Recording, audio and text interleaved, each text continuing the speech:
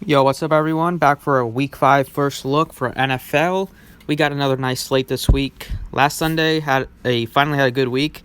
If you use the final look that I posted on YouTube on Friday, six guys did. Three of them did fine. The other three weren't great, but it was kind of a low scoring week, so still made out with the 154.6. And FanDuel was fine too. Still gonna keep it rolling this week. So if you want to join us, you can visit the website. Links in description if you want to get access to all the lineups for the week for all the slates. And also NBA preseason starts this week, so early bird is good until Saturday. It's very cheap if you want to take advantage of that. But anyway, getting into this slate at quarterback, we have no Mahomes on this slate. First time, he's on his bye week. Lamar Jackson is your most expensive guy. He is facing the Pirates. He's facing the Steelers defense this week on the road. The Steelers defense finally came alive last night against Andy Dalton, but it's also because the Bengals have a really bad offensive line. I think Lamar Jackson is still a good play against the Steelers. Watson at 6,700. He hasn't looked great this year. Teams have he's been up and down. But teams have kind of defended the Texans well, and they haven't scored a bunch of points. But I think he's fine in a matchup against the Falcons, who just made Marcus Mariota look like, an all-pro quarterback. Brady's fine. I'm not going to be paying that price tag for him. Just think that they're going to blow out the Redskins. Shouldn't need Brady to throw the ball a ton. Murray, I think he's fine too at 63.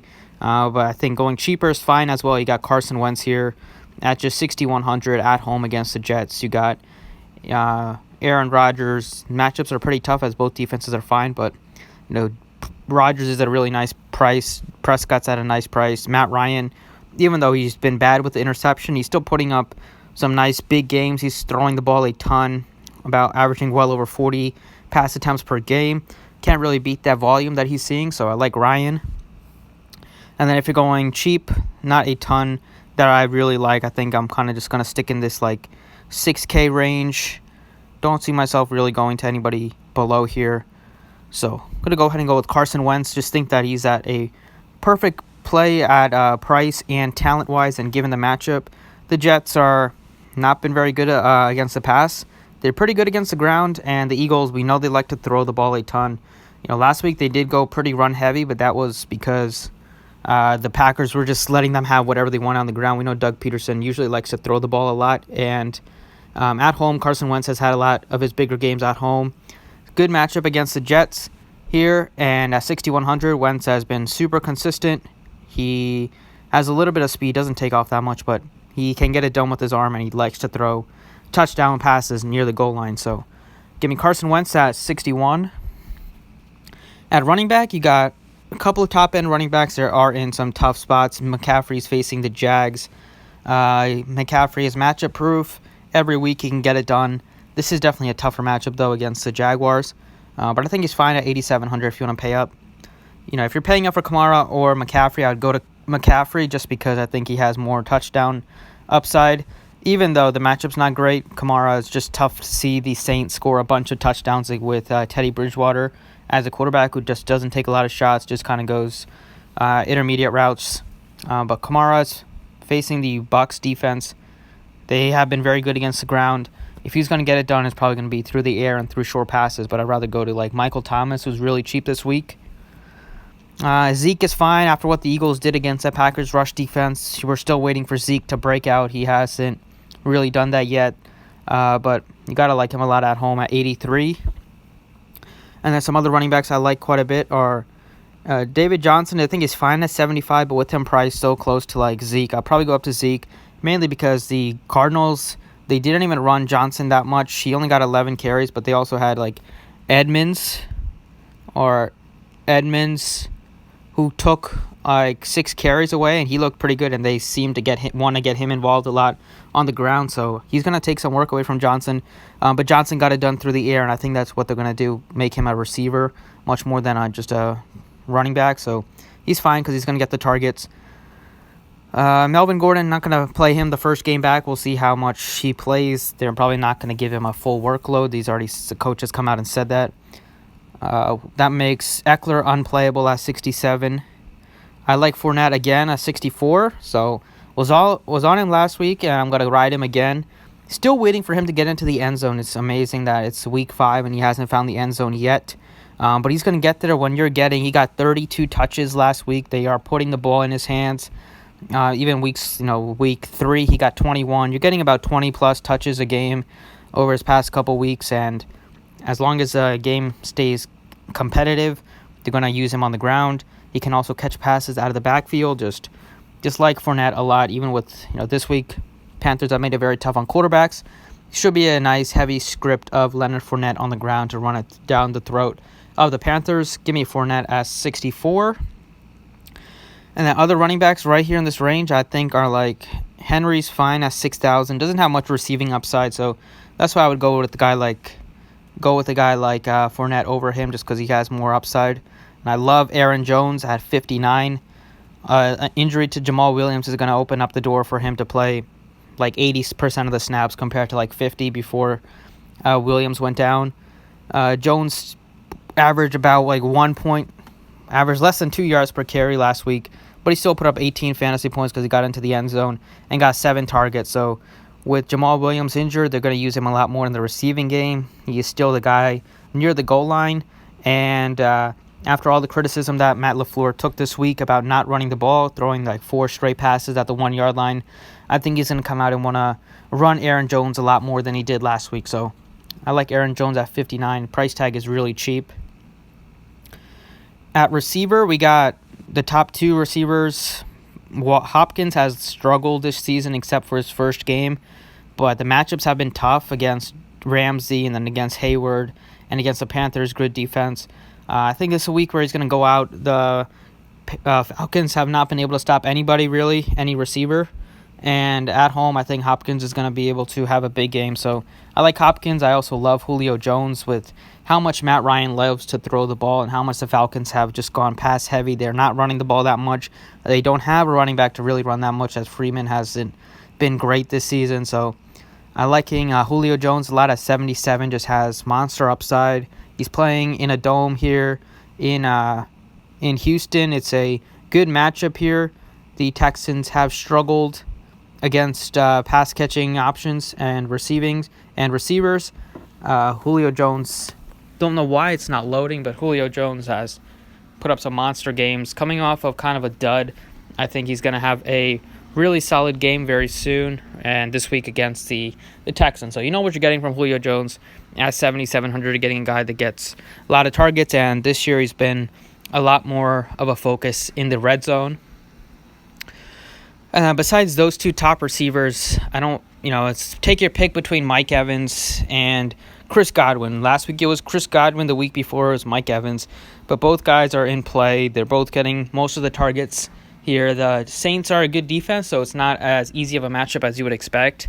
Even though there's a nice shiny green next to their name, we saw the Saints just completely shut down Amari Cooper and the Cowboys offense last week. They could do the same with Jameis Winston. We know Winston hasn't exactly been consistent throughout his career, so he's not a safe option going with those 2. And then besides that, I like Michael Thomas a lot at 66. Just love the price tag on him. If I had to pick between him or pay up a little bit, I would go to him. He's getting all the targets here.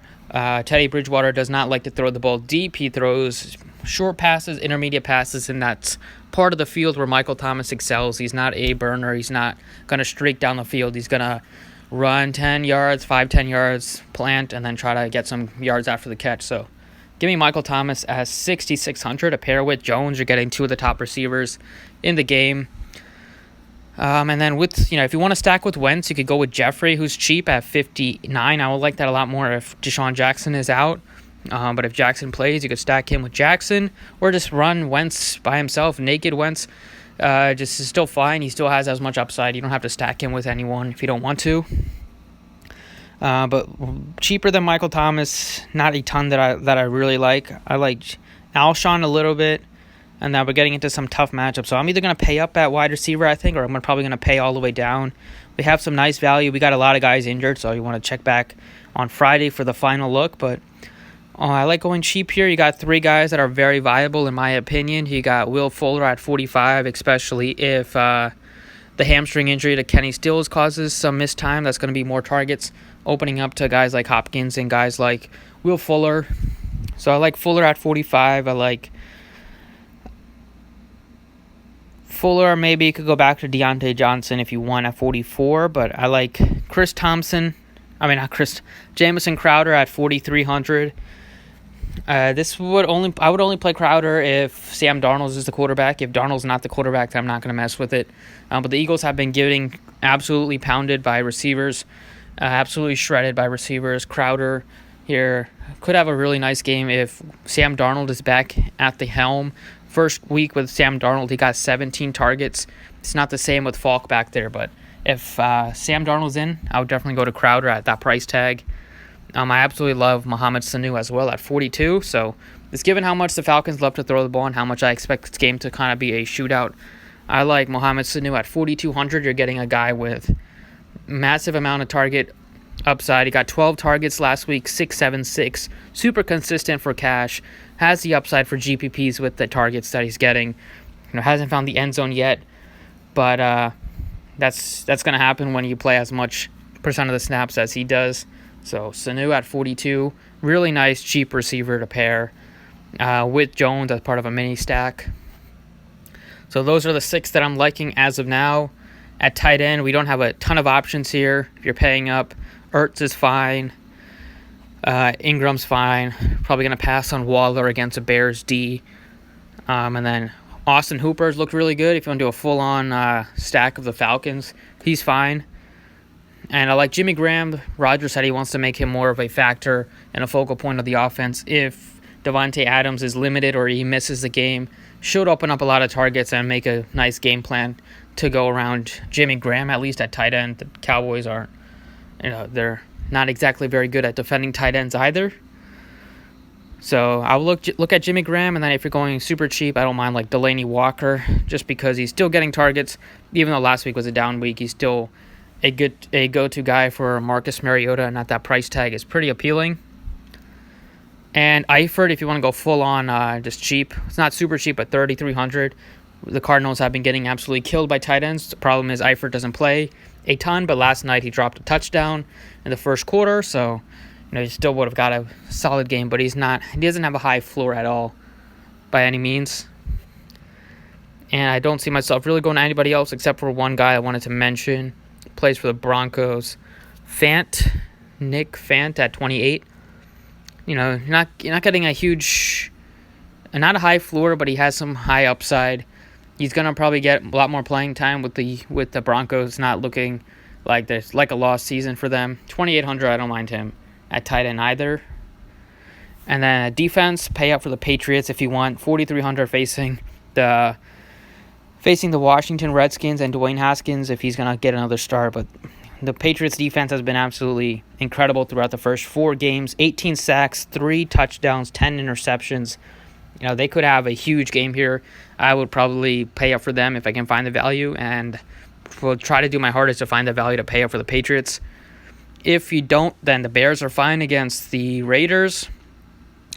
Or you can go even cheap here with like the Titans if Josh Allen misses the game. And you can go super cheap with like the Panthers at 26. They are playing at home. They've been very good, and they're very cheap at 26. They get pressure on the quarterback. The Jaguars' offensive line is also not a strong suit for that team.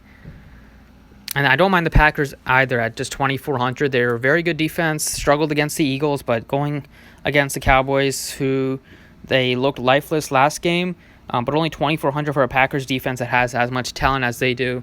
I think it's worth a flyer, and they do have a guy that can shut down Amari Cooper.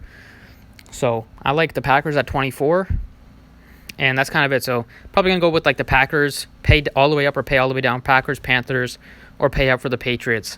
So that's it for this week. Hopefully you enjoyed. We'll be back tomorrow to talk about the Thursday night game, but thanks for watching. I appreciate it, and check out the website if you want. Links in description, and